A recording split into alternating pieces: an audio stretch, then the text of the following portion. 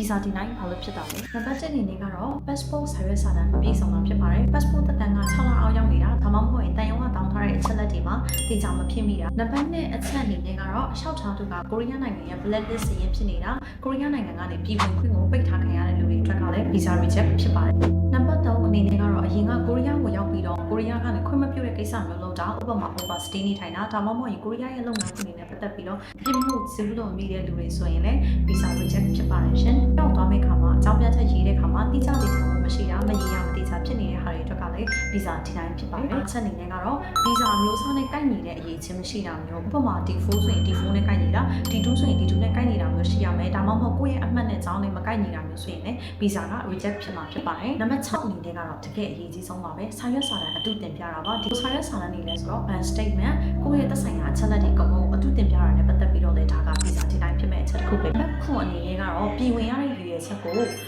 တေချာမရှင်းပြလာတာမျိုးပေါ့နော်။ဥပမာလေးနဲ့ကြည့်မယ်ဆိုရင်တော့နံပါတ်4နဲ့တူတယ်ဒါပေမဲ့ဒီဟာကပဲချိန်မှာသုံးလာမယ်ဆိုတော့ interview ဒါမှမဟုတ်လို့ရှိရင်ကိုယ့်ရဲ့ personal study plan တွေကိုတင်ပြတဲ့အခါမှာရည်ရွယ်ချက်ကို clear ဖြစ်အောင်မရေးထားဘူးဆိုရင်လည်း visa reject ဖြစ်ပါတယ်။နံပါတ်8အနေနဲ့ကတော့ show money လို့ခေါ်တဲ့ဘဏ္ဍာရေးငွေကြေးတောင်းလောင်းမှုကိုကမြန်မာနိုင်ငံမှာနေနေပေမဲ့ကိုရီးယားကိုသွားနိုင်တော့တဲ့ငွေကြေးတောင်းလောင်းမှုမရှိဘူးဆိုရင်လည်း auto visa reject ပါရှင်။ကိုရီးယားနိုင်ငံကိုကြောက်ကိစ္စနဲ့ visa လျှောက်တဲ့အခါမှာ visa reject ကိုဘယ်နံပါတ်တွေနဲ့အများဆုံးထိလဲဆိုတော့4 6 9 10နဲ့17ဆိုပြီးထိပါတယ်ပေါ့နော်အဲ့ဒီမှာအရေးကြီးဆုံးကတော့နံပါတ်6ဖြစ်ပါတယ်စာရွက်စာတမ်းအတူတင်ပြခဲ့မယ်ဆိုလို့ရှိရင်နောက်ပိုင်းလျှောက်တဲ့ခါတွေမှာလည်း blacklist ဖြစ်သွားနိုင်တာဖြစ်တယ်လို့အဲ့ဒီကြောင်းတာကို agency တွေဘက်ကနေလျှောက်မပေးတဲ့ case မျိုးပဲဖြစ်နိုင်တာဖြစ်တဲ့အတွက်စာရွက်စာတမ်းအတူမလုပ်ဖို့ like ကိုရေးမှာပြောလိုက်ပါနော်Center